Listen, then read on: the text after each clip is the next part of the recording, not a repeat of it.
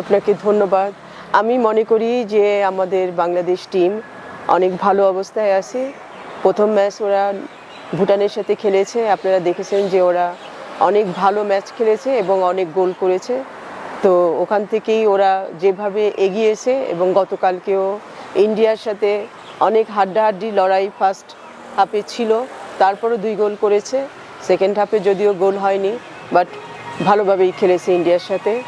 এবং আগামীকালও নেপালের সাথে খেলা, আমার বিশ্বাস নেপালের সাথে খুব ভালোভাবে জিতবে। আমি প্রতিদিনই টিমের কাছে যাচ্ছি টিমকে ইন্সপায়ার করার জন্য, তাদের সাথে কথা বলছি।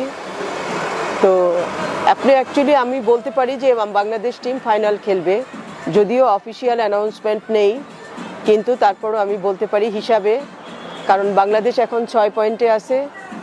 বাংলাদেশ আগামীকাল যদি হেরেও যায় তাও তারা জিতবে, তার মানে তাও তারা ফাইনালে যাবে।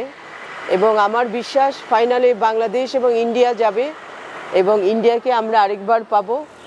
এবং আমার বিশ্বাস ফাইনালে মেয়েরা অনেক ভালো খেলবে এবং চ্যাম্পিয়ন ট্রফি নিয়েই আমরা দেশে ফিরব। ধন্যবাদ আমাদের মেয়েদেরকে, কোচিং স্টাফদেরকে, সবাই সম্মিলিত এফোর্ট দিয়েই আসলে এখানে ভালো রেজাল্ট নিয়ে আসছে। ধন্যবাদ।